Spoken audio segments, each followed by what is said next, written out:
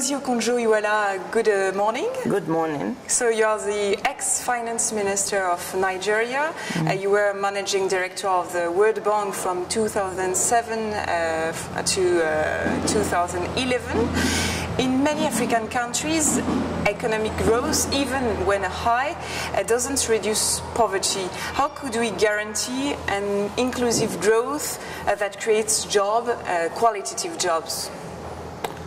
Well, thank you very much. The commentary you made has some truth to it, that we've had reasonably high growth, better than 4% and then 5% on the continent.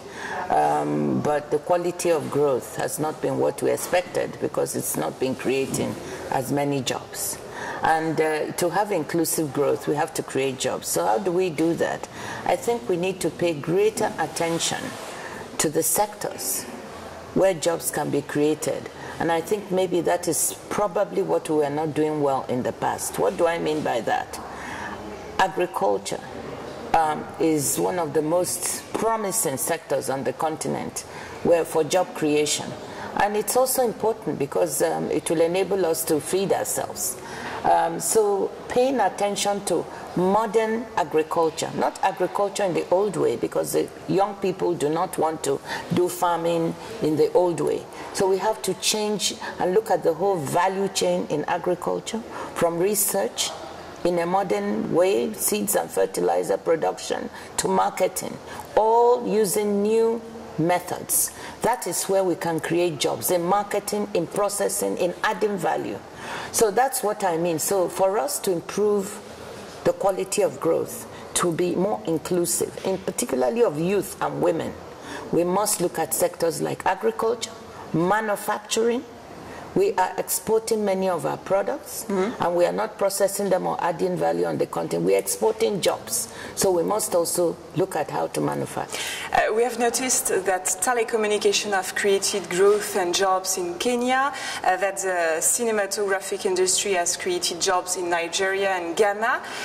Is the development of services the solution or the only way for growth in Africa, and how could we support it?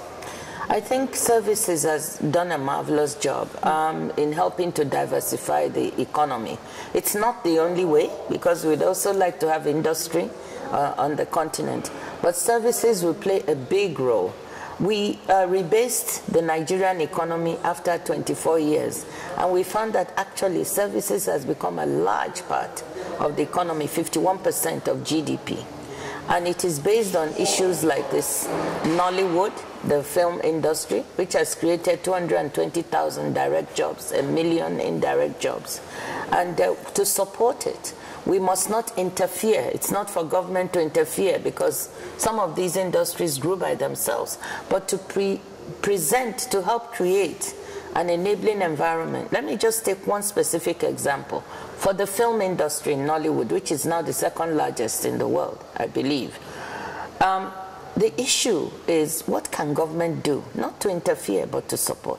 Two things. One is helping them to safeguard intellectual property so that they can make money from their labor. The second part is distribution, helping to support better and more proper distribution. The third is quality, and that requires more training and access to better equipment. So in Nigeria, the president created a fund, just a small one to start with, not more than $21 million, just to support training and some of these activities. And I believe that it's been yielding fruit. Could you tell us about your own experience in Nigeria? Your economy is strongly dependent on oil production. What would you do to prevent an Algerian scenario in which unemployment is high when the barrel price is low? Well, this is a very important question. I actually believe that Nigeria is not an oil economy and should not be viewed as an oil economy. What do I mean by that?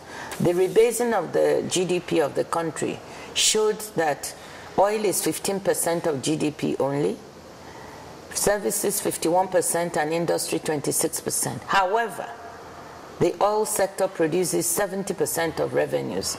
But with a diverse economic base, what it means is that we should be able to tax the non-oil sector better, and that we should be able to try to reverse the dependence on oil by taxing wealth, by taxing sectors that we've not taxed, by increasing indirect taxes like VAT. So there's strong potential to move the country away to be less dependent, because we've got a diversified economic base and we need to invest and to support that.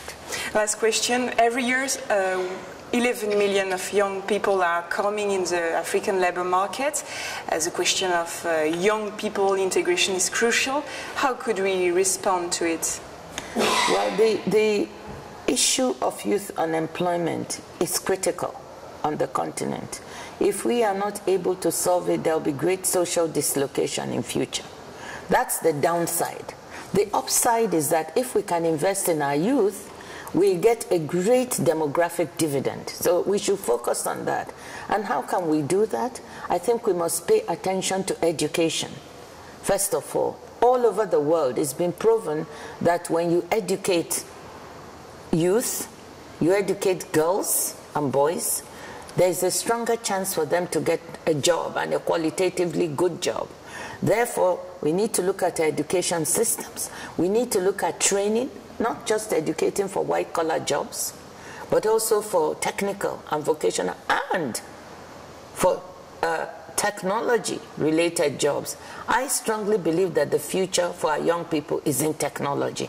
So we must start training them early, not just to work, but also to create jobs themselves. I believe that the way to solve the employment problem on the continent is to educate our young people to know that they should not just be competing for jobs, but they should be creating jobs for themselves and for other people. And Africa begins this revolution? We have started it. We started it in Nigeria with a program called You Win, which is widely successful, a business planning competition. Each winner has created on average 9 jobs for themselves and for others. I believe we can do better. Ngozi Okonjo-Iweala.